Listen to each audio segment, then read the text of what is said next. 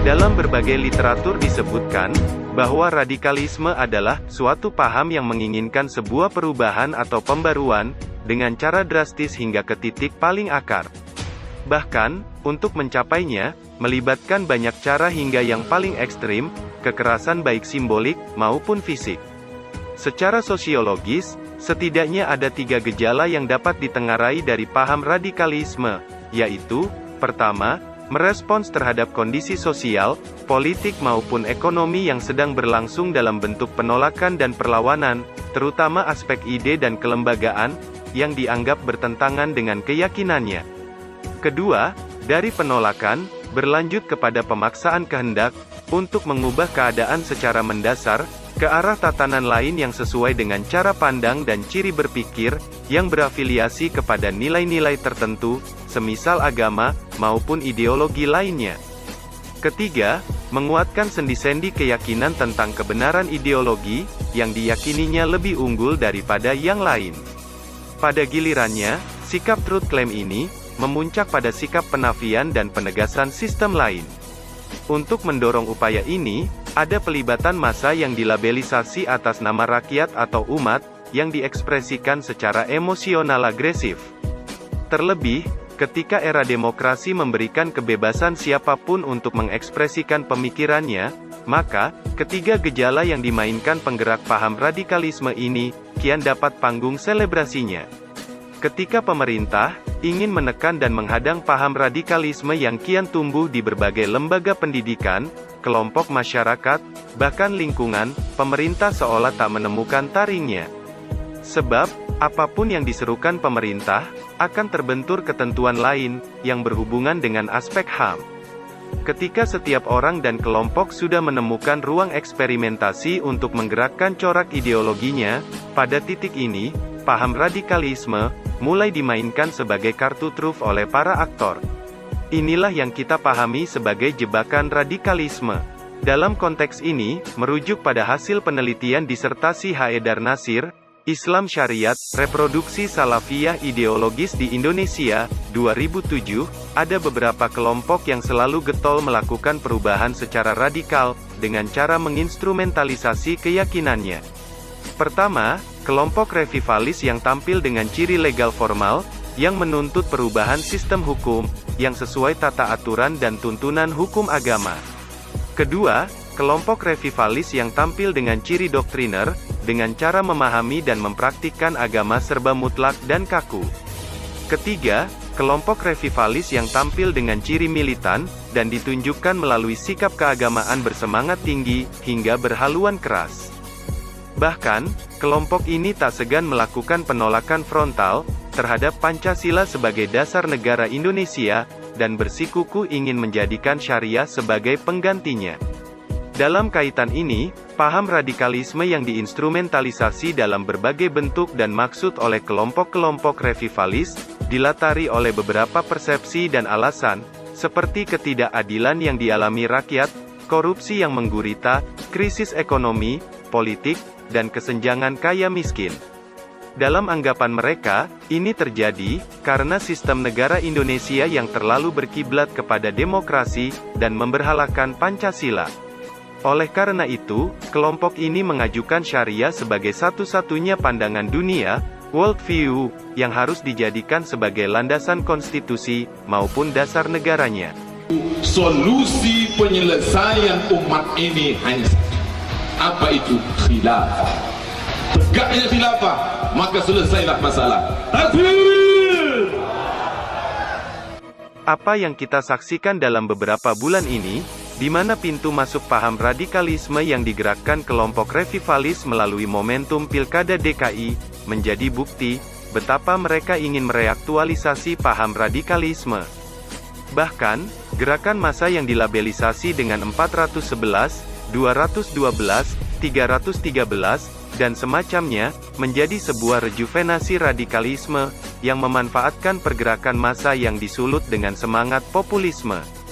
Dengan melibatkan berbagai aktor, baik di kalangan politisi, agamawan, pengusaha, dan tokoh masyarakat lainnya, paham radikalisme kian ditasbihkan sebagai satu-satunya cara untuk melakukan perubahan Indonesia yang lebih baik. Berbagai adagium agama diserukan dalam altar pergerakannya untuk memicu emosi publik, terutama sekelompok orang yang berafiliasi dengan pergerakan ini.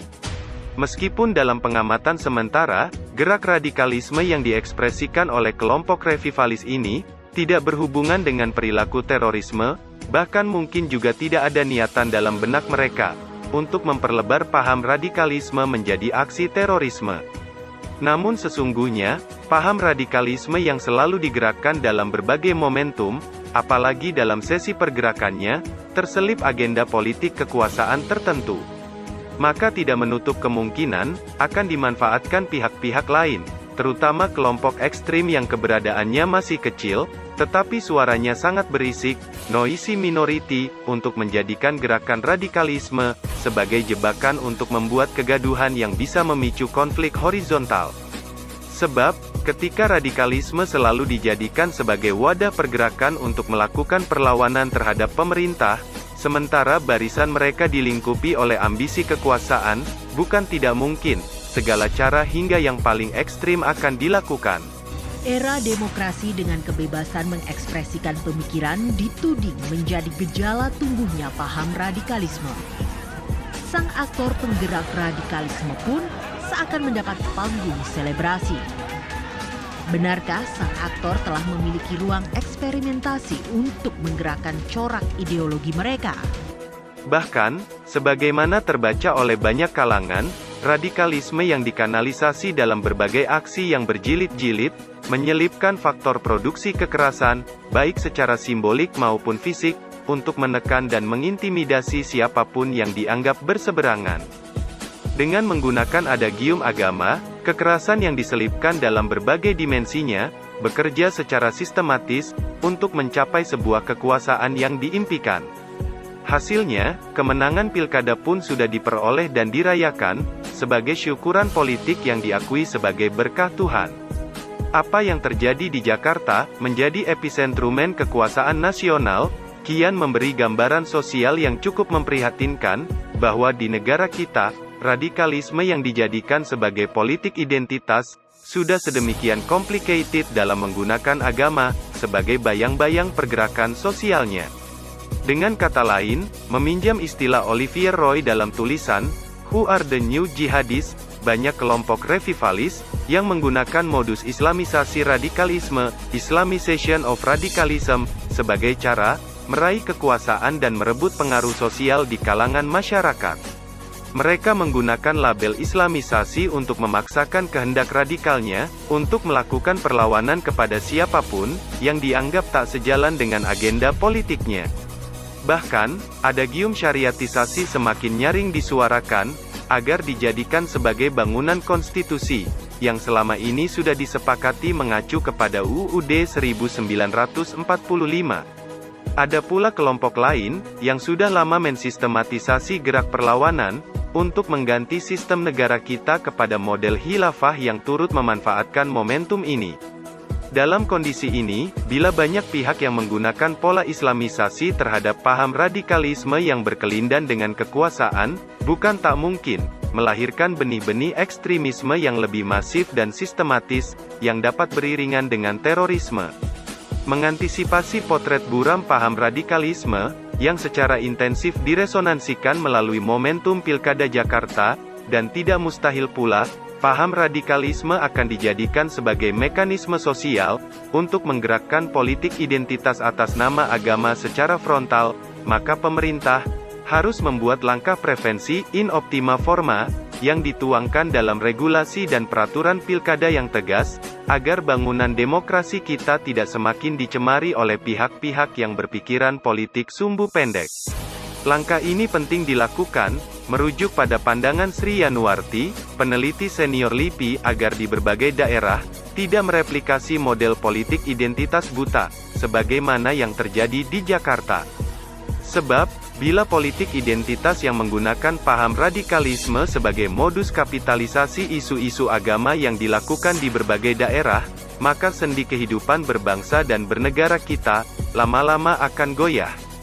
Oleh karena itu, yang perlu direfleksikan secara jernih oleh kita, Masih tegakkah kita ingin menggadaikan NKRI yang selama ini sudah dibaluti oleh Pancasila dan UUD 1945 dengan paham radikalisme yang menggunakan corak Islamisasi sebagai politik identitas untuk memperebutkan kekuasaan?